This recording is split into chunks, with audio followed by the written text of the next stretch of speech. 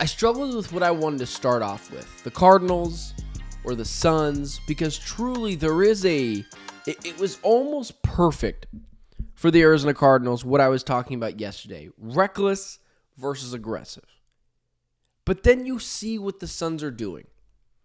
And I don't think I've talked specifically about a singular game all year long. Because what has happened with the Suns is outside topics have hijacked the season. I'm not breaking down why Devin Booker and Drew Holiday going at each other tonight is going to be fascinating, because if there's one player that's had Devin Booker's number, it's Drew Holiday. I mean, you could argue the most defining moment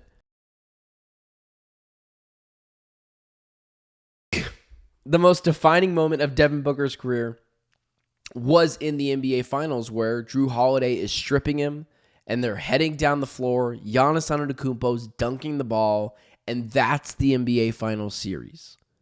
So you see exactly what the Suns are up to tonight. We haven't talked about breaking those things down and what Ryan Dunn's going to do against Jaylen Brown. Aaron in the chat, I forget. I think it's Wisconsinite. I think that's how you pronounce it. Bucks and 6. I mean, I have so many opinions. I mean, at the end of the day, the Milwaukee Bucks just had the best player in that series, and ultimately that's what's going to happen. But furthermore, there's things to dive into in this game, but even more so than Ryan Dunn and what Colin Gillespie is going to do and when Bradley Beal fits in with this team, I think what's important tonight is the Suns have the ability to flip the narrative of the season.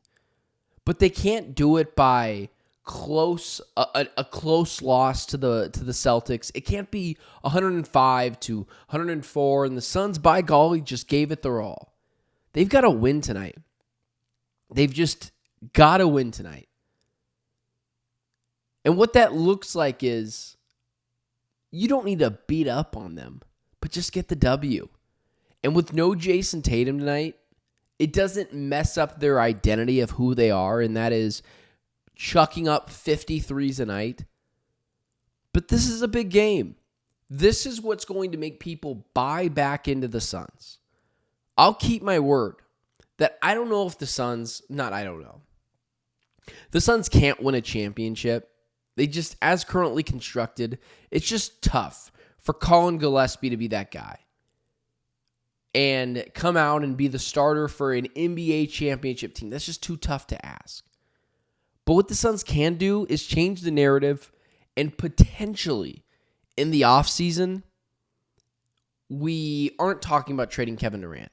We're talking about retooling around those two players, because maybe the guys that you need aren't elite level players. Just gritty guys like Colin Gillespie that you need to surround around Kevin Durant and Devin Booker, Cody Martin, obviously the two rookies. Maybe it's not about getting as much talent. Maybe it's just about getting guys that fit with those two. That's the narrative that could be changed. After beating up on what is one of the best teams in the NBA, the Cavs, and sure, no Damian Lillard on the Bucks, but the Suns lose that game 3 months ago. Beating up on the Bulls and beating up on the Raptors, not necessarily good teams, but it's flipping the narrative. And tonight, although I will take the Celtics to win, the Suns could flip that narrative. I can't trust them enough to start picking them in these games. But you talk about what the implications are for tonight. You beat the Celtics, even if they're without Jason Tatum, they're still one of the best teams in the NBA. That's when the narrative starts to get flipped. And that's when you start to install fear in other teams. And the Suns become the 9th seed and not the 10th seed, potentially tonight. And for me, ultimately, if you beat up on the Celtics, I say this not so tongue-in-cheek, but the Thunder don't want to see the Suns. It doesn't mean the Thunder aren't better and shouldn't be expected to beat the Suns, but this is Kevin Bleepin Durant and Devin Booker. We talk about the top 3 players in that series. I'm just taking Kevin Durant over SGA still.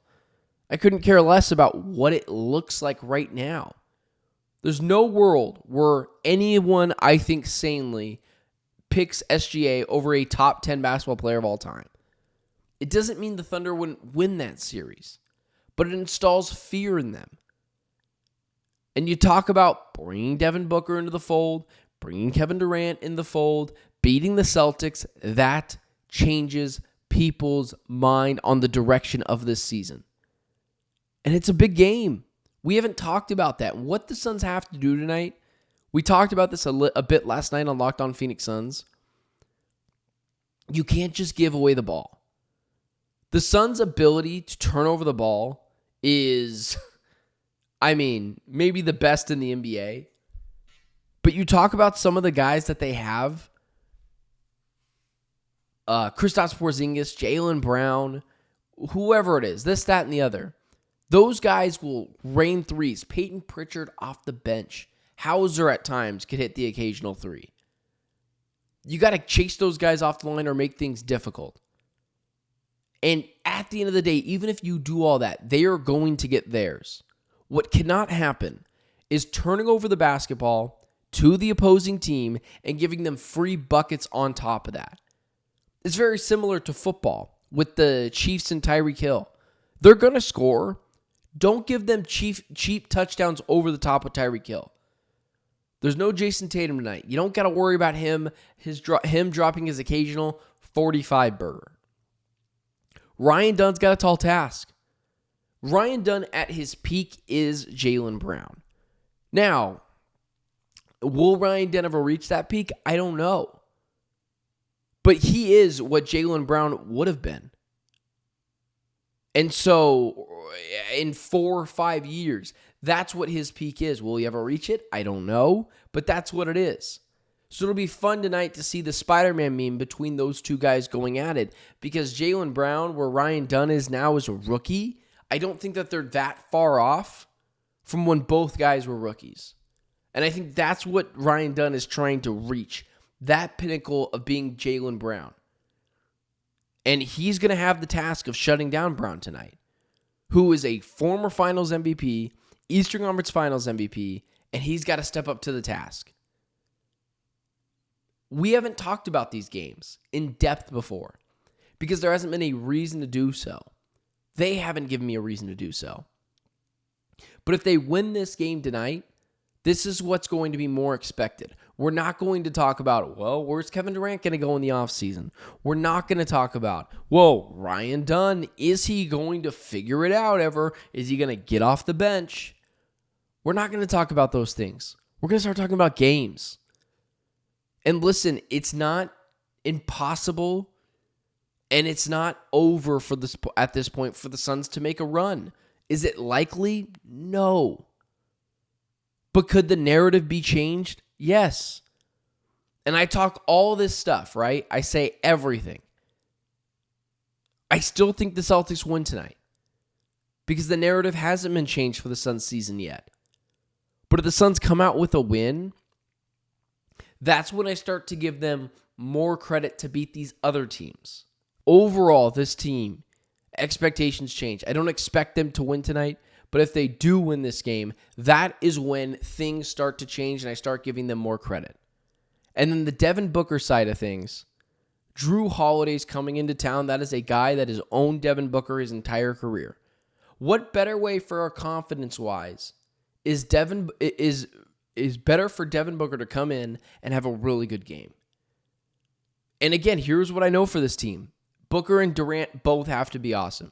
This is not one of those games where Durant could just save you and drop 40 points because the Celtics will still make it almost an insurmountable amount of points that you have to score with just one guy.